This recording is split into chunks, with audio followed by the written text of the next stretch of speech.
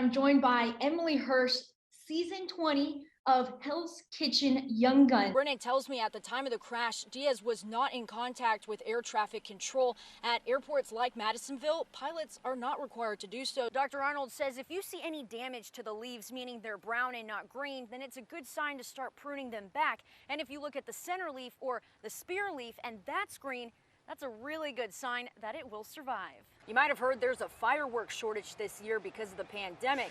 Well, sales director with Alamo Fireworks, Chelsea Bode, says that's 100% true, except for Alamo Fireworks. They're seeing the opposite. Justin, if you've been inside a college dorm room in the past couple of years, you've probably seen one of these, a street sign.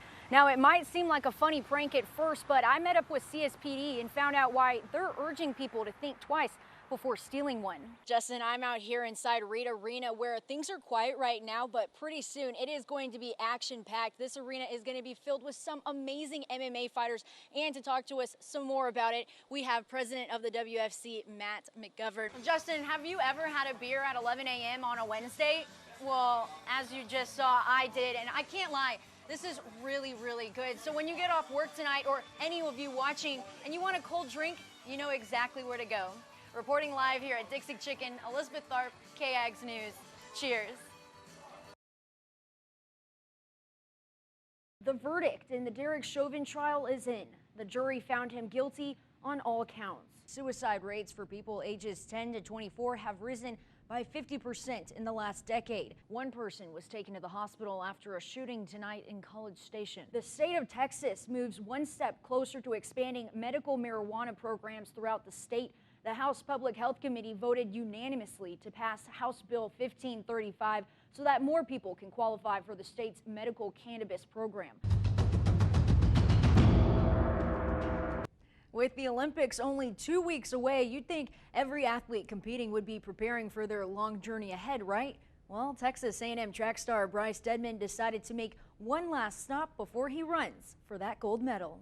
The Brazos County Jail provides many programs to help inmates prepare for re-entry into the community. Today, 6 inmates graduated from the facility's maintenance program, and KAGS was there to capture the moment. Here's the story. And for all my Star Wars fans out there, I have to say, may the 4th be with you.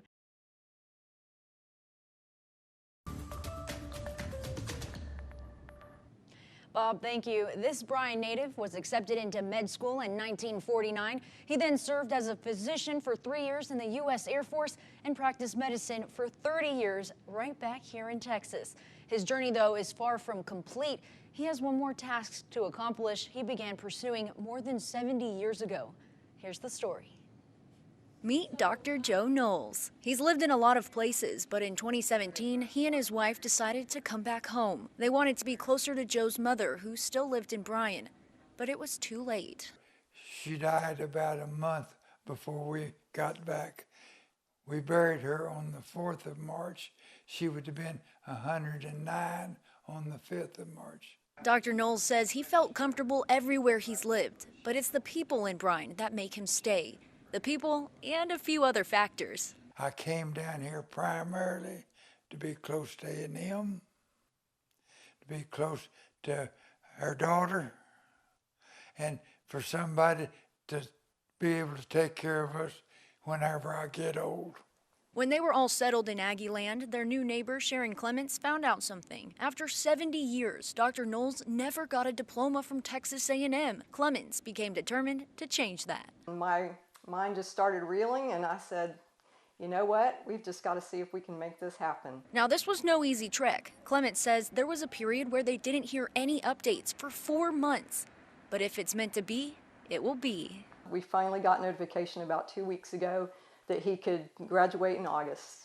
As an Aggie herself, Clements says she knows the importance of getting that diploma, and she wanted Dr. Knowles to have one. Every Aggie game day, you'll see a flag fly in front of this house. And I just know what it means to him, and I just wanted to make it happen for him. Dr. Knowles says walking across that stage will be one of the biggest highlights of his life. My neighbor is the one we can thank you for getting my degree. She did it. After 70 years, Dr. Knowles will walk across the stage and receive a biology degree on August 13th. The rodeo, a place for all ages, a place for family. Sisters Lana and Shyla Navarre trust each other more than most siblings would. Has your sister ever missed and maybe hit you? Yeah, she did. But just like in families, sometimes that trust is tested. It's something Lana and Shyla have worked hard to overcome. You're not going to see that at home, so you need to come out here and watch it because it's entertaining. While Shyla and Lana's rodeo journey is just beginning, others are preparing to say goodbye. With the passing of Sammy and Pete Catalina, the world-famous cowgirls are hanging up their saddles. It's been a wonderful ride that we've gotten to include in our family. A family that's been together for 50 years. We always hoped it would go on forever so that other girls could continue what we've had the pleasure and enjoyment of doing. As they prepare for their last ride, they keep in mind they will always be a family. This pageantry, this show will go away, but we're still here. Be sure to get your boots on and prepare for the wildest 2 nights of families showing off their hard work, some for the last time. Reporting from the Brazos County Expo Center for KAGS News, I'm Elisabeth Tharp.